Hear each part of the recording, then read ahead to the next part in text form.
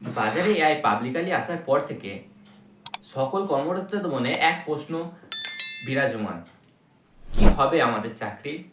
এটা কি আমাদের চাকরিকে চিড়ে মুরগির মতো খেয়ে নেবে?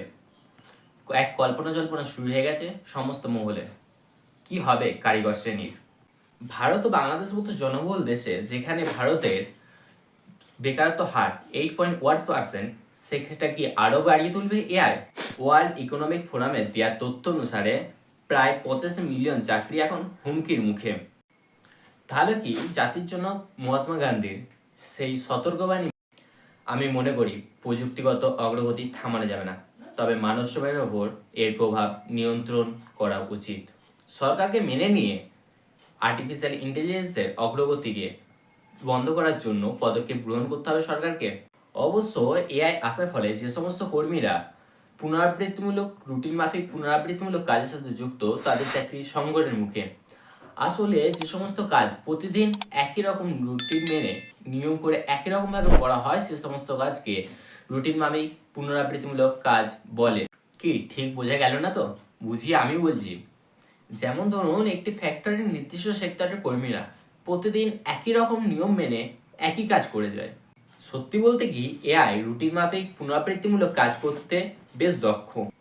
শুধুমাত্র ফ্যাক্টরির কর্মীরাই কেন, বিভিন্ন কোম্পানিতে যারা ডাটা এন্ট্রির কাজ করেন, যারা ডাটা অ্যানালাইসিস করেন, বা যারা কাস্টমার কেয়ারে বা গ্রাহক সহায়তা কেন্দ্রে কাজ করেন, তাদের চাকরিও আজ হুমকির মুখে। এবারে কিন্তু প্রথমবার নয়, আগে যখন গাড়ি এলো তখন পোস্টম্যানদের চাকরি হুমকির মুখে পড়েছে। আবার যখন এটিএম মেশিন বা নেট ব্যাংকিং এলো, তখন ব্যাংকের কেরানিদের সংখ্যাও কমেছে। অর্থাৎ যখনই নতুন কোনো প্রযুক্তির উদ্ভব হয়েছে, তখনই সমাজে এক শ্রেণীর মানুষের চাকরি সংকটের মুখে পড়েছে। কিন্তু একটা জিনিস খেয়াল করে দেখেছেন কি, যারা সৃজনশীল কাজের সাথে যুক্ত, যেমন ধরুন কবি, সাহিত্যিক, ঔপন্যাসিক, আর্টিস্ট বা বর্তমান যুগের এডিটর, তাদের চাকরি বা তাদের কাজ কিন্তু কখনোই সংকটের মুখে পড়েনি। তাদের নিশ্চিন্তে থাকার দিন শেষ। বর্তমানে এআই এসে তাদের সৃজনশীল সত্তা বা ক্রিয়েটিভ মাইন্ডকে সংকটের মুখে ফেলেছে।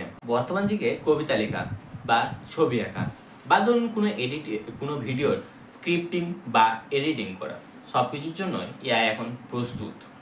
তবে এতে ঘাবড়ে যাওয়ার কিছু নেই। ওয়ার্ল্ড ইকোনমিক ফোরাম কিছু স্বস্তির কথাও শুনিয়েছে। এআই প্রায় 97 বিলিয়ন নতুন চাকরিও সৃষ্টি করবে। কি ব্যাপারটা বুঝতে পারছেন না? আমি বুঝিয়ে দিচ্ছি। ধরুন একটা ভিডিও এডিট করবেন, ভিডিওটা কেমন হবে তার সেটা নির্দেশ দেওয়ার জন্য এআই এর কাছে কাউকে প্রয়োজন। সেই প্রয়োজনের ব্যক্তিটাই হচ্ছে নির্দিষ্ট চাকরির পাত্র। তাই গতানুগতিক পড়াশোনার সাথে এআই অপারেট নিয়ে শিখেও আপনি পরে সানরাইজ ইন্ডাস্ট্রির অংশ হয়ে উঠতে পারেন। আবার যে সমস্ত কাজে সিদ্ধান্ত নেওয়ার ব্যাপারটা আসে, সেখানে এআই ব্যবহার না করাটাই শ্রেয়। যেমন ধরুন একজন বিচারকের কাজে, একজন বিচারককে কোনো কেসের সিদ্ধান্ত নেওয়ার সময় শুধুমাত্র সংবিধানের উপর ভিত্তি করে সিদ্ধান্ত নিতে হয় না, তাকে তৎকালীন পরিস্থিতি, মানবিকতা সমস্ত দিক ঘেটে দেখে তার উপর বিচার করতে হয়। আবার শিক্ষকতার কাজে এআই ব্যবহার না করাটাই উচিত। তবুও কেরলের মতো কিছু রাজ্যে শিক্ষক হিসেবে এআইকে নিযুক্ত করা হচ্ছে। কেন উচিত নয়? কারণ একজন শিক্ষকের কর্তব্য শুধুমাত্র ছাত্রদেরকে ইনফরমেশন দেওয়াই নয়, ছাত্রদের মন মানসিকতা বুঝে তাদেরকে চালনা করে তাদেরকে একজন প্রকৃত মানুষ করাই একজন শিক্ষকের লক্ষ্য হওয়া উচিত।